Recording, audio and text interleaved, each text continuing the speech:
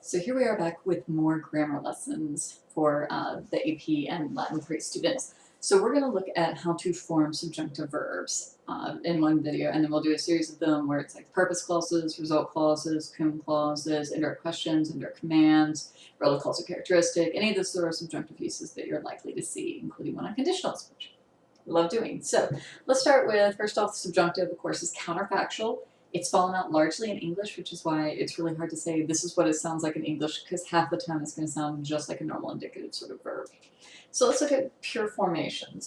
You can have present tense subjunctive. I'm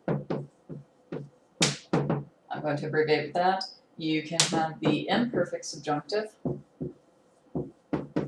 which is most folks' favorite of these. You can have the perfect subjunctive, which does not come up that frequently, and you can have the pluperfect subjunctive, which is another one of the highly recognizable sort of subjunctive forms. So for present subjunctive, all that's going to happen is we're going to end up having a vowel shift. For our imperfect subjunctive, we're going to have our present infinitive, that ARE, ERE, IRE sort of verb, plus the endings.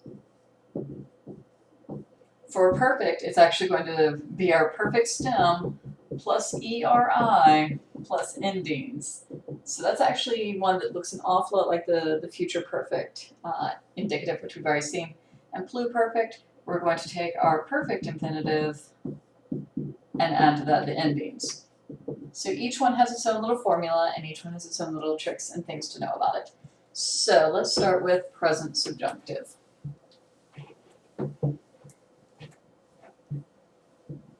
All right, if we have a first conjugation verb like amo, amare, and here's where we get to why it was important that you know what conjugation each verb is, because it's going to matter now that we need to change them in the subjunctive, or better yet, that you can recognize that a verb is subjunctive when you see it in a Latin sentence, rather than thinking it might be indicative in the present tense or future tense. So if you have amo, amare, we know that it's first conjugation because we have that ARE. What's going to happen is our stem used to just be dropping the RE, and we had this ama sort of stem ending with an A. That's going to disappear. Now our stem is going to be with an E. So I'm going to go ahead and put this in for our first, second, and third, singular, plural, need my labeling.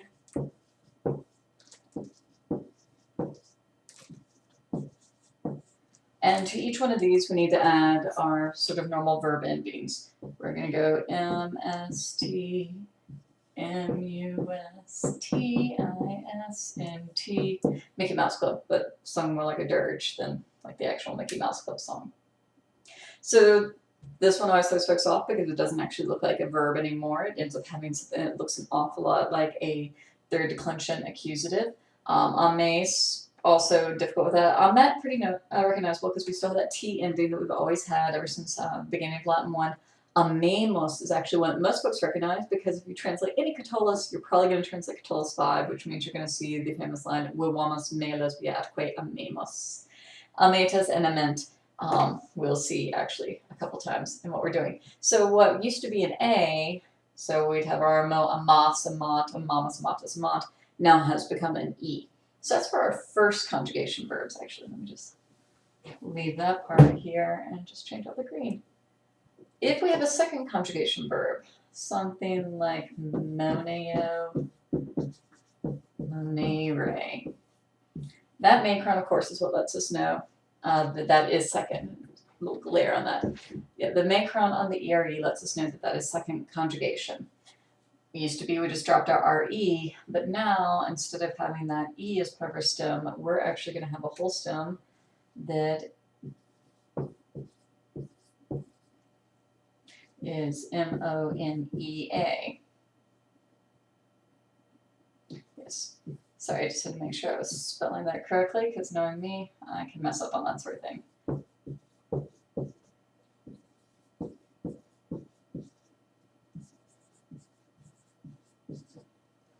So So again, there's our stem. Instead of just having an E, we have an EA, and then we add our endings, our M, S, T, MUS, TIS, NT.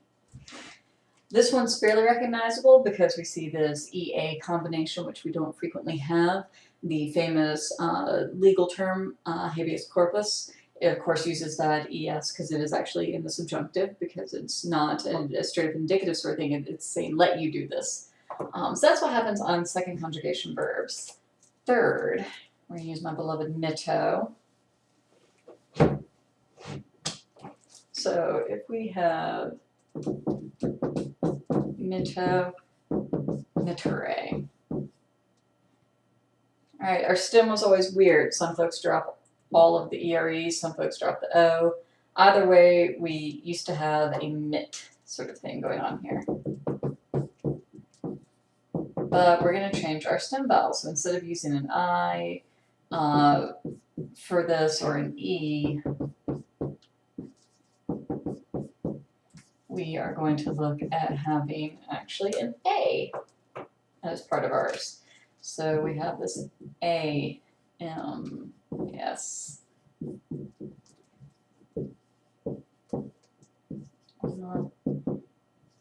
Mutatus and mutant. All right. This is what gets very annoying about the subjunctive in the present, is that this could look like any sort of first conjugation present tense verb. Unless you knew all your vocabulary and you had studied your principal parts and you absolutely knew that this was a third conjugation verb, then you may not recognize that this is actually in the subjunctive, which, yes, your translation may not be altered that much by whether or not it's in the indicative or the subjunctive, but your understanding of what's really going on in the scene and what the author's trying to convey can be altered by whether or not the word is in the subjunctive. Now, what makes this one even more annoying is a discerning student would notice this mitam, and they'd be like, wait a minute, I'm pretty sure that's what our future tense form was. Yes. And this is one of those echoes where we actually understand that this is subjunctive and the future once were very, very closely related. That, you know, the potential for things to happen and the actual, you know, future aspect of things happening once were inextricably linked. So that is what happens with our third conjugation verbs. So let's look at fourth really quickly, and then we will look at a whole mnemonic that shows you how to remember all of these. So audio, audire. We know it's fourth because it has an IRE. So to get our stem, we've always just dropped that RE, and we always had just that aldi.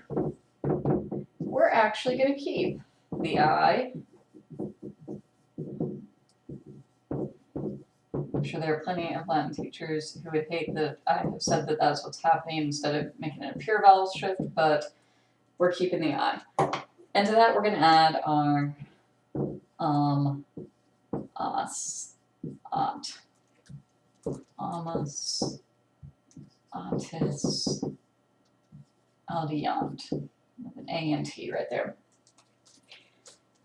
This one, actually, you're not likely to confuse with a first conjugation verb because we very seldom had an I as part of the stem. You know, verbs like nuntio, notwithstanding. Again, a discerning Latin student would see this audiam and be like, wait a minute, isn't that my first person singular future, you know, active indicative? Yes, and again, that's where indicative and, or sorry, future indicative and subjunctive once overlapped, and you will never encounter a future subjunctive in your normal Latin career. Are there some obscure ones that someone's going to bring in? Yes, if you use a future active participle with a form of the verb to be that's in the subjunctive, then technically you have a future subjunctive. You're not going to encounter that all that frequently. So those are all of the conjugations. Looking at it, there's one way to actually remember this, and a lot of folks have their own sentences for this. I'm going to go, I'll show you a few of them. We beat a liar. All right, it's got an E, just like our first conjugation shifted to. It's got an EA, like our second conjugation shifted to. It's got an A, like our third, and it's got an IA, like our fourth. So some folks go with the we beat a liar. Some